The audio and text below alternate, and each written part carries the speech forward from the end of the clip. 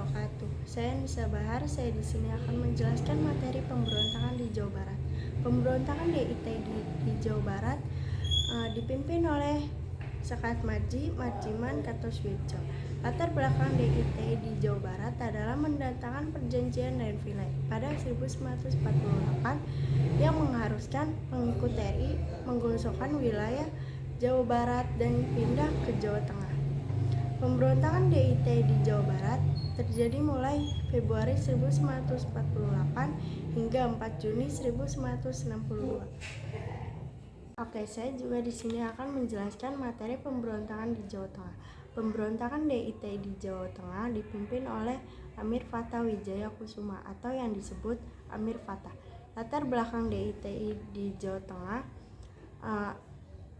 munculnya gerakan DIT di Jawa Tengah diawali dengan adanya perubahan situasi politik di daerah Tegal Brebes akibat mendatangkan perjanjian Renville.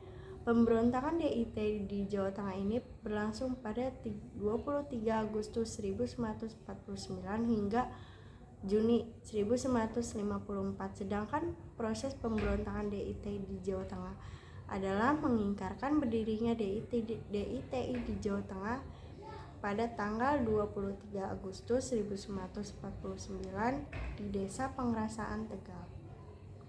Oke, di sini saya juga akan menjelaskan materi pemberontakan DITI di Kalimantan. Latar belakang kegagalan para mantan pejuang kemerdekaan asal Kalimantan Selatan untuk diterima tentara di Indonesia saat itu APRIS, Angkatan Perang Republik Indonesia Serikat, dipimpin oleh Ibnu Hajar. Pada Oktober 1950, Ibnu Hajar menyerang pos-pos APRIS di Kalimantan Selatan. Saya Nanda Fitriani dari 12 IPS 2. Saya ingin menceritakan tentang pemberontakan Andi Aziz. Pemberontakan Andi Aziz yang terjadi di Makassar pada tanggal 5 April sampai 15 April 1950 dan Indonesia yang merdeka pada tanggal 14 Agustus 1945. Saat itu masih berbentuk federasi. Salah satunya yaitu adalah NIT Negara Indonesia Timur. Namun setelah konferensi meja bundar KMB pada tanggal 23 Agustus sampai 2 November 1449 di Den Haag, Indonesia menyatakan diri sebagai RIS yang terbagi menjadi 16 federasi. Hal ini dinyatakan supaya diakui kedaulatannya oleh Belanda. Ternyata perjanjian dalam KMB merupakan akal-akalan Belanda untuk memecah belah Indonesia dan mempertahankan penjajahannya saat itu.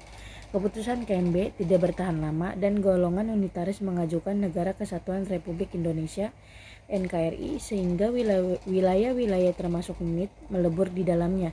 Jadi kesimpulannya, penolakan Andi Aziz terhadap rencana pernyataan NIT ke dalam bagian NKRI, Andi Aziz termasuk golongan federasi yang menolak pernyataan itu.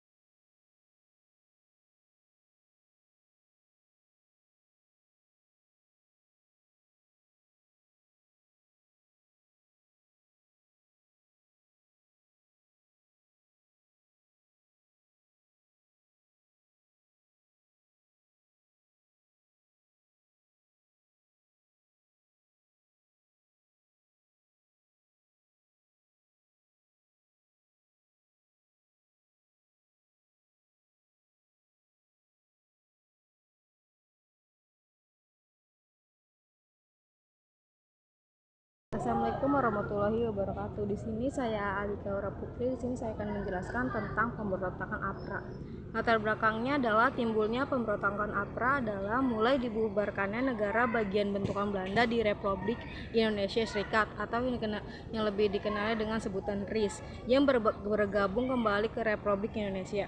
Pemberontakan Angkatan Perang Ratu Adil atau APRA adalah peristiwa pemberontakan yang meletus pada tanggal 23 Januari 1950 sampai 1945 di Bandung. Pemberontakan ini dipimpin oleh Raymond Westerling, mantan kapten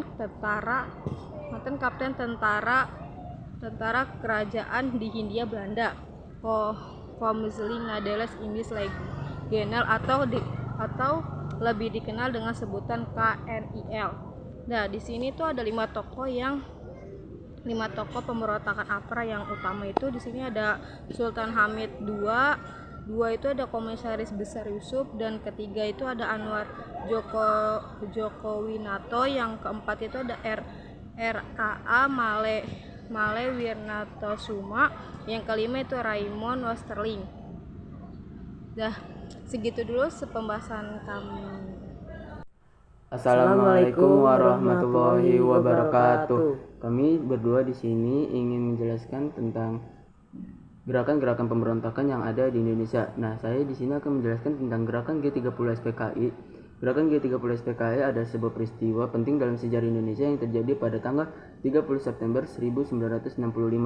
G30 SPKI ini merupakan kudeta militer yang dilakukan oleh sekelompok perwira Angkatan Darat Indonesia yang tergabung dalam gerakan September 30 atau Gestapo yang diduga terkait atau terikat dengan Partai Komunis Indonesia. Pada peristiwa ini, 6 jenderal senior termasuk Letnan Jenderal Ahmad Yani tewas secara tragis. Kudeta tersebut kemudian menjadi alasan bagi pemerintah Orde Baru di bawah kepemimpinan Soeharto untuk mengambil tindakan keras terhadap PKI dan pihak-pihak yang dituduh terlibat mengakibatkan pembantaian massal dan penangkapan terhadap ribuan orang. G30 SPKI ini memiliki dampak yang mendalam terhadap sejarah dan politik Indonesia setiap tahunnya. Pada tanggal 30 September, Indonesia memperingati peristiwa G30S dengan melakukan upacara dan pemutaran film dokumenter yang dikenal dengan sebutan film G30 SPKI untuk mengingat kembali peristiwa tersebut. Gimana nih gini? Ini gue. Nalaran tuh. Ya, tunggu. Apa ini? Untikan bidak dan dari saya akan menjelaskan TNI PPRI. PPRI itu adalah revolusi Kepala Staf Angkatan Darat Has Abdul Has Rasul. PR itu pada Januari 1958. Bangunan dilakukan di sungai daerah dihadiri pemimpinan setiap militer di daerah dan tokoh sipil dan sunantara. Antaranya Ahmad Sued Maudi. Simbolot yang belian yang memiliki Zulkifli Lubis, Pak Kadian Jember, Muhammad Naliter. Sari Usaman Bonsian diharapkan disemitor. Mungkinan kesempatan menggerakkan konsisten bahkan bertindakan. Oke, kami sudah menjelaskan sedikit tentang gerakan pemberontakan yang ada di Indonesia. Bisa dari kelompok kami akan menjelaskannya karena kami ada sedikit urusan dalam kegiatan hari ini. Jadi kami mohon maaf untuk kekurangannya. Akhirul kalam, assalamualaikum warahmatullahi wabarakatuh. Yang bisa kami jelaskan, terima kasih telah mendengarkan kami. Akhirul kalam, assalamualaikum warahmatullahi wabarakatuh.